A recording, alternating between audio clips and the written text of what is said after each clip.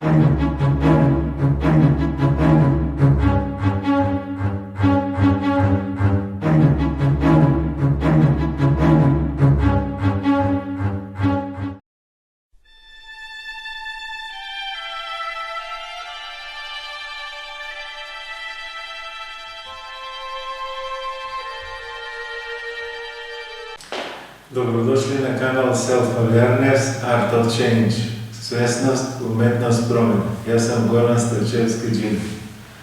Danas ćemo imati emisiju posvećenu intuitivnom predviđanju. Kako se stvaraju intuitivna predviđanja o nekom događaju? I sam sam imao takvo lično iskustvo, psihološko iskustvo i želim ga podeliti sa vama. Jedne noći probudio sam se oko 5 ujutro. Gotovo je. Čuo sam unutrašnji glas.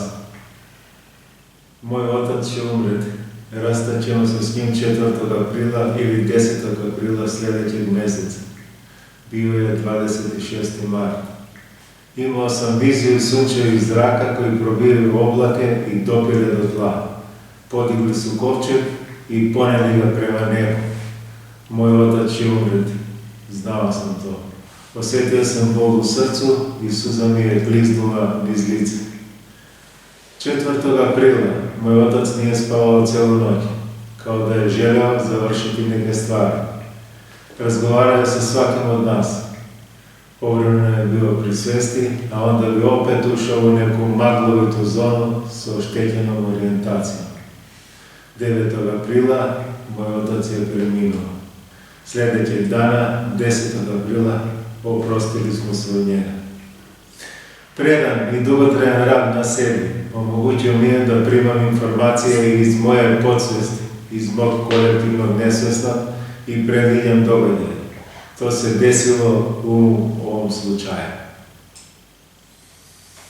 Intuicija je sveti dar, a racionalnost je vjerni sluga. Stvorili smo društvo koje poštuje slugu, odnosno racionalnost, a zaboravlja dar, intuiciju, spoznao je Albert Einstein. Dok osobno ne doživite mistično iskustvo, ono će se smatrati samo još jednim intelektualnim filozofskim konceptom. Tražite istinu u sebi. Oprašno se od vas pozdravom, svako je odgovoran za svoju svesnost, uvek i svuda.